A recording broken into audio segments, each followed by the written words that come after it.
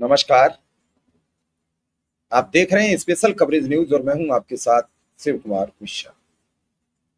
Supreme court ने उत्तराखंड चुनाव आयोग पर 2 लाख रुपया का जुर्माना लगाया। ये जुर्माना वोटर लिस्ट में डबल एंट्री को लेकर लगाया गया है। सर्वोच्च अदालत ने उत्तराखंड चुनाव आयोग को फटकार भी लगाई। क्या इन फटकारों का इन चुनाव आयोग पर कोई असर पड़ता है? सर्वोच्च अदालत में आज उत्तराखंड के सुप्रीम कोर्ट को लेकर सुनवाई चल रही थी। उस सुनवाई के दौरान सर्वोच्च अदालत ने यानी सुप्रीम कोर्ट ने उत्तराखंड चुनाव आयोग की याचिका खारिज करते हुए हाई कोर्ट के फैसले को बरकरार रखा। आयोग पर 2 लाख रुपया का जुर्माना लगाया। वहीं कांग्रेस ने कहा कि सुप्रीम कोर्ट ने वोट चोरी का पर्दाफाश किया है और आरोप लगाया कि चुनाव आयोग सत्तारूढ़ भाजपा के साथ मिलकर काम कर रहा है। सर्वोच्च न्यायालय ने उत्तराखंड राज्य चुनाव आयोग एसईसी की याचिका खारिज कर दी है। स्टेट इलेक्शन कमीशन की याचिका खारिज कर दी है। आयोग ने हाई कोर्ट के उस आदेश को चुनौती दी थी जिसमें उसका सर्कुलर रद्द कर दिया गया था। उस सर्कुलर के तहत कई मतदाता सूचियों में नाम होने के बावजूद उम्मीदवारों को पंचायत चुनाव लड़ने की अनुमति दी जा रही थी। सुप्रीम कोर्ट ने हाई कोर्ट के फैसले को बरकरार रखते हुए उत्तराखंड चुनाव आयोग पर 2 लाख रुपया का जुर्माना और लगा दिया। आए थे हरिभजन को और ओटन लगे कपास। आए तो थे कि हम याचिका दायर करेंगे, याचिका खारिज हो जाएगी। तो उत्तराखंड का जो हाई कोर्ट है नैनीताल का, उसने जो सर्कुलर रद्द किया था वो सर्कुलर हमारा बच जाएगा और हम फिर जैसे चाहेंगे वैसे चुनाव में काम करेंगे। उत्तराखंड हाई कोर्ट ने पहले ये फैसला सुनाया था कि स्टेट इलेक्शन कमीशन यानी उत्तराखंड राज्य चुनाव आयोग का स्पष्टीकरण उत्तराखंड पंचायती राज अधिनियम 2016 के खिलाफ है। कानून स्पष्ट कहता है, कानून स्पष्ट करता है कि कोई व्यक्ति एक समय में एक से अधिक स्थानों पर मतदाता के रूप में नामांकित नहीं हो सकता है।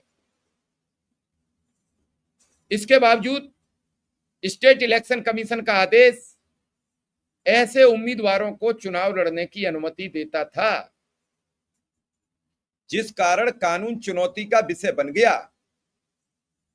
इसके बाद राज्य चुनाव आयोग ने हाई कोर्ट के फैसले को चुनौती देते हुए सर्वोच्च न्यायालय का रुख किया।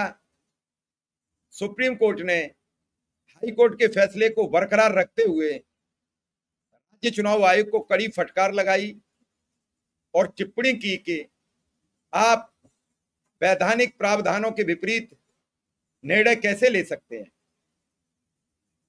इस फैसले के तुरंत बाद कांग्रेस ने भाजपा और चुनाव आयोग पर तीखा हमला बोला।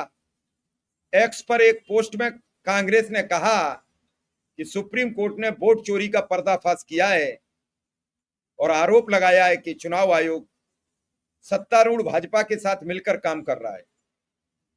कांग्रेस ने भाजपा पर आरोप लगाया कि उसने पहले नगर निगम चुनाव के दौरान मतदाताओं के नाम गांव से शहर में ट्रांसफर किए, फिर पंचायत चुनाव से पहले उन्हें वापस ग्राम सूची में जोड़ दिया।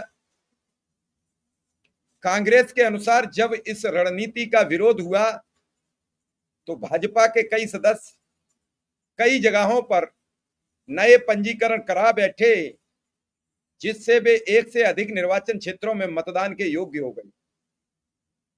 किस तरीके से खेल खेला उत्तराखंड राज्य चुनाव आयोग ने, स्टेट इलेक्शन कमीशन ने। एक एक व्यक्ति के कई जगह वोट बन गए। कांग्रेस ने जब इन वोटों का विरोध किया तो बीजेपी के लोगों ने और अपने वोट कई जगह बनवा लिए। वो कई मतदान निर्वाचन क्षेत्रों में मतदान के योग्य हो गए, वोट डालने के अधिकारी हो गए। कांग्रेस ने आरोप लगाया मतदाता सूची में नाम दर्ज कराने के लिए 6 महीने के निवास नियम के उल्लंघन की बार बार शिकायतें और रिमाइंडर्स के बावजूद राज्य निर्वाचन आयोग ने कोई कार्यवाही नहीं की और ऐसे उम्मीदवारों को चुनाव लड़ने की अनुमति प्रदान कर दी गई। हाई कोर्ट ने हस्तक्षेप करते हुए कार्यवाही का आदेश दिया, लेकिन राज्य निर्वाचन आयोग ने इसे चुनौती दी। अब जाकर सर्वोच्च न्यायालय ने आयोग को कड़ी फटकार लगाई है और 2 लाख रुपया का जुर्माना लगा दिया।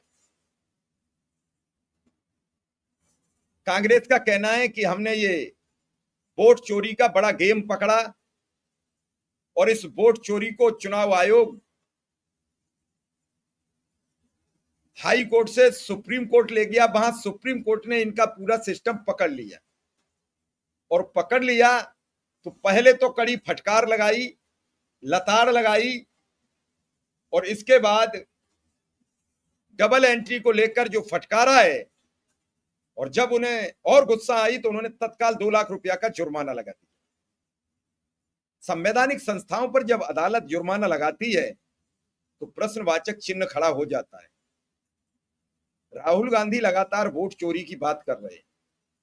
कभी वो नाइट्रोजन बम फोड़ रहे हैं, कभी हाइड्रोजन बम फोड़ रहे हैं, कभी बड़ा धमाका कर रहे हैं। इन सब के पीछे क्या कारण है?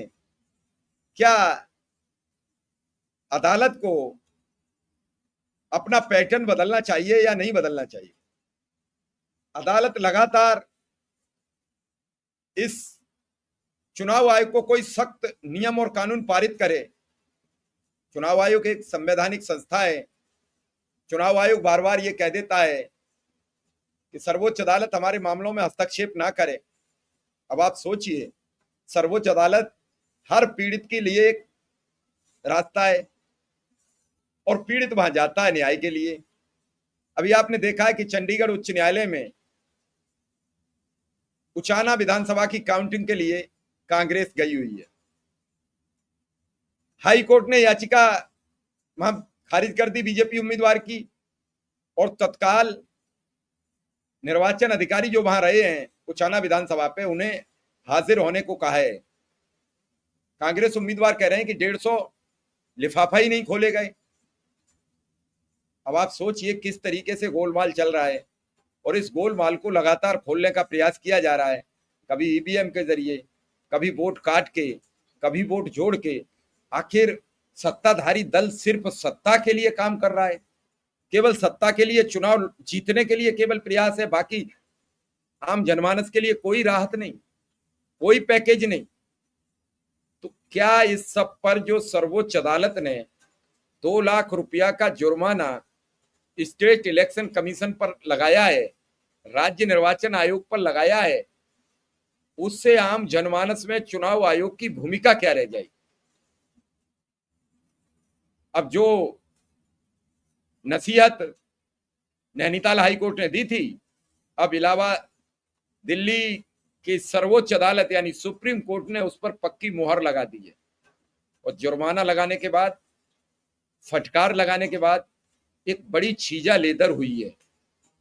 तो समझना चाहिए, विचार करना चाहिए। अदालती आदेशों पर तो कम से कम आप अपनी प्रतिक्रिया बनाए रखें।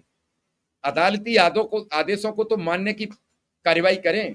आपने देखा कि कई बार अदालत ने यह कहा कि आधार कार्ड हर चीज में जरूरत है।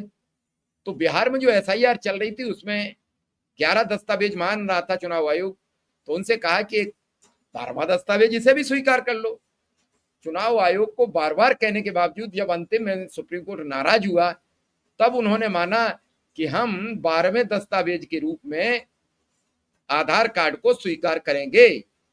उसमें भी इब्बट उन्होंने लगा दी थी और सुप्रीम कोर्ट ने यह कहा कि आप हमें 13वें दस्तावेज के रूप में छाप के हमारे पास प्रपत्र जमा करिए कि हमने आधार कार्ड को 13वां प्रपत्र के रूप में मान्यता प्रदान कर दी है, हम तभी स्वीकार करेंगे। हमारे बार बार कहने के बावजूद भी आप मान नहीं रहे हैं। अब उसके बाद राहुल गांधी ने कहा कि आप वो डिलीटिशन का काम कर रहे हैं, वो डिलीट कर रहे हैं। चुनाव आयोग ने कहा हम बिल्कुल नहीं कर रहे हैं। बाद में चुनाव आयोग ने उसमें तब्दीली कर दी। अब पोस्टल बैलेट गिनने पर तब्दीली कर दी। जो जो मांग की जा रही है उस पर आप कानून तत्काल बनाते चले जा रहे हो। तो आखिर क्या कमियां हैं? उन कमियों को पहले से क्यों नहीं सुधार रहे हो? और जो विपक्ष मांग कर रहा है उसे उसका आंसर क्यों नहीं दे रहे हो? तो ये कई सवाल हैं। फिलहाल इस खबर में इतना ही। हमें इजाजत दीजिए। धन्यवाद। नमस्कार।